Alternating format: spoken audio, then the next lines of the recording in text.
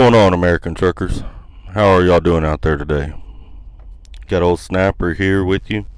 I'll tell you about the time I almost went to Swift. And yeah, I've cleaned up a little bit. I shave my goatee off every now and then to start it over. So I started it over. I'm thinking about growing it out to a point on this next go around. But, so anyway, let's get into this story. It's about 20 years ago. I don't know if they still do, but at that time, Swift had a school in San Antonio. And I was working in a steel mill prior to that. Got laid off. So I decided, alright, well, I've always wanted to drive trucks. I'm going to go give it a shot. So, call Swift. They send me down to San Antonio, which I'm going to tell you straight up, with most of these companies, not all of them, but most of these companies don't run a lot of your information until you get there. I can't tell you how many orientations I've been through where I've seen drivers get sent home. You know what I'm saying? So I think it's BS. I think companies should do all that beforehand. Now, let me tell you, I didn't get sent home from Swift because Swift sent me home, so it ain't like that. Let me tell you the story. It's kind of messed up. But anyway, I go through maybe 4 days of their I call it boot camp, basically, because you sit there, you do your physical, you spend a lot of hours every day, probably 5 or 6 hours a day, with this instructor who's basically going over everything you need to know in order to pass for your permit, to get your permit. Because I didn't even have a permit, regular Class C Texas driver's license when I stepped into class. But anyway, we're staying in a hotel, kind of raggedy hotel, doubled up, 2 to a room, and there really wasn't anything good about Swift to start with, you know what I'm saying? So anyway, now mind you, at this time I didn't know a whole lot about trucking, period, and I think I dodged a bullet by things turning out the way they did, and like I said, this was 20 years ago, so I imagine they were making a whole lot less money. They were advertising $40,000 a year, but I doubt they were paying $40,000 a year. That was just to drag you up in there.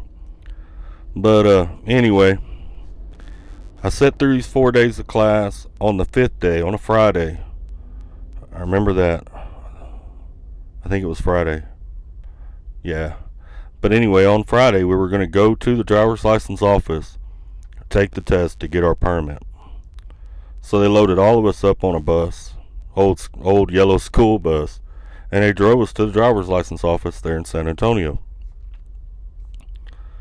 Going to driver's license place, and I remember I wasn't very far back in line. I might have been 3 or 4 people back. But anyway, I get up there and the lady tells me, she says, look in the deal and read me line 7. They had one of them things there sitting on the counter, and put your forehead on it and it lights up and you read one of the lines they tell you to read. Well, I did that. When I picked my head up out of it, there was a state trooper standing beside me, and I thought, oh man, I know what's up. I've been to jail enough times to know what's going down. Something came up somewhere. But anyway, state trooper tells me, he says, no, go ahead and finish what you're doing. We'll talk here in a minute. Stay standing there. So I finish what I'm doing, and then she denies me getting a CDL. Tells me you can't get a CDL at the present time, and the state trooper will explain to you why. So I feel a little bit relieved. I feel like, okay, maybe I just don't qualify for a CDL. No big deal. So state trooper tells me, says, come on, we'll go to my office. Like, cool. So I'm following him back there to his office. And we're standing in his office, and he says, you got a warrant. I said, what? He said, yeah, it's pretty old. I need to call and check on it, make sure it's still legit, but or still active. But you do have a warrant. I thought, oh man, here we go. I got a warrant. So he locks me in this room right across the hall. Just had a bench in it. I was kind of surprised that the driver's license office would even have a cell, but they did. They had a cell. Well, he comes back to that room about 15, 20 minutes later, tells me, says, yeah. He says, that warrant is active. We're going to have to transport you over to processing, and then they'll transport you on to the county jail from there. I said, all right.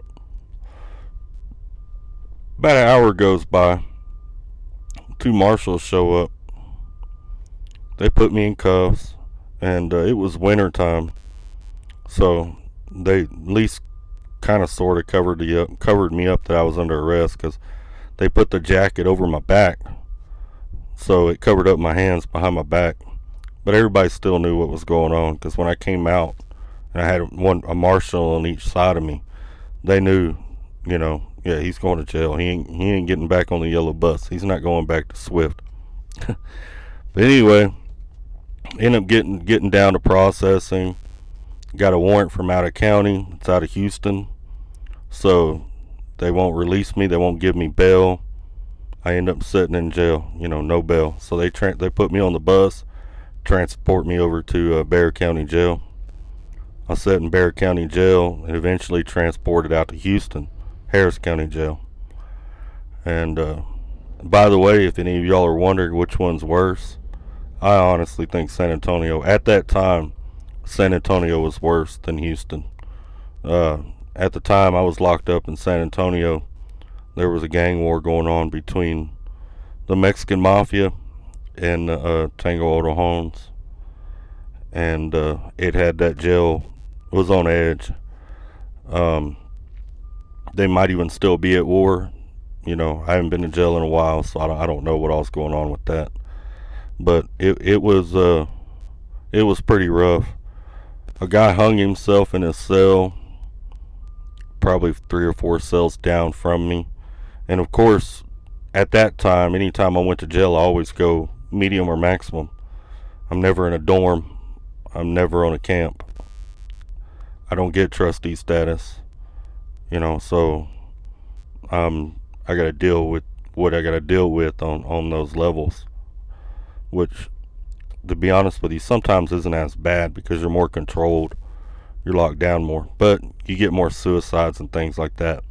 But a guy had hung himself. He had took a piece of sheet, and he put it through those vents that are right above the door, put it through the little holes, wrapped it around, tied it, made a noose or whatever to put around his neck. But he had gotten a hold of some blades, some razor blades that come out of a razor, and he had, where the sheet was folded as it hung down, he had taken them razor blades and put them in that sheet. And I guess he held it to where it would put pressure, on his neck in the right places. But he hung himself, and the guy that was in the cell next to him said that whenever they pulled him out, there was blood everywhere. Whole bottom half of his body was just soaked, and that them razor blades, the medics were trying to get them razor blades out of his neck. But he was probably already dead at that point. They didn't say. And to be honest with you, you see so much of that kind of crap that you don't really think nothing of it. You get used to it. You get numb. That is also the jail that I woke up with a shotgun in my face, like ones that shoot saltpeter. They weren't shooting live rounds. But apparently, I used to take toilet paper, make earplugs out of them, and put them in my ears because it gets loud. And they were having day room time. I wasn't feeling good, so I had crashed out on my bunk and was asleep. I had them earplugs in that I made. I'll wake up because I feel something on my chest. He had bumped my chest with that shotgun and then had it right between my eyes when my eyes opened up. Because when they got a riot going on, they want everybody down, So I rolled off the bunk, hit the floor, and I was up on the second tier. So when they gassed them on the bottom floor, I wasn't getting much of it up there. I didn't even know they had gassed them until I can't, because they pull everybody out of their cells, get everything in order, and then relock you down. They got to do a count and all that kind of stuff. But when I came out of my cell, I knew they had gassed. I was choking then, but I wasn't choking inside. But yeah, San Antonio, comparing San Antonio to Houston at that time, San Antonio was I'd say a much rougher place. Houston, I've been in county jail in Houston many times, and I've gotten in a few fights, but it's never been that bad. They have a few suicides that they used to, but it was never as bad as San Antonio. But like I said, I ain't been in jail in a long time, so Houston could be a lot worse now than what it was. San Antonio may not be as bad as what it was. The other thing I liked about San Antonio is when you transferred out, you actually got on a van and went somewhere. In Houston, you don't get on a van. They walk you underground. You go across the street and you come up in the courthouse. So you don't really get to see anything or that feeling of freedom. And you guys that have been locked up before, you know what I'm talking about. You'll try to go to sick call to go to the hospital or anything just to see something a little different every now and then. But anyway, I ended up coming into trucking a few years later because I was kind of delayed. I had to get all that stuff taken care of, and I had to get some time after all that stuff was taken care of. I went and worked and went to work in the plant. So a few years later, I came into trucking. And when I came into trucking, I actually went to Stevens Transport the second time. But that's how I almost ended up at Swift. And I don't know a whole lot about Swift. I've heard people say they're not real good. I've talked to a couple of their drivers, and from what I've heard from their drivers, I think I dodged a bullet. Stevens was bad, but I got a feeling Swift might be worse. If any of you drivers have ever worked for both Stevens and Swift, drop a comment, because I'm kind of curious as to which one's worse. That way, whenever I recommend to students that are looking to go to a company, I can tell them for sure which one, of the two evils. If they can only get hired at Stevens and Swift, which one should they go to? You know what I'm saying? But I never worked for Swift. I never looked into Swift, and when I left Stevens, I never looked at Swift. They've never been anybody that I would consider, and I think I got lucky there.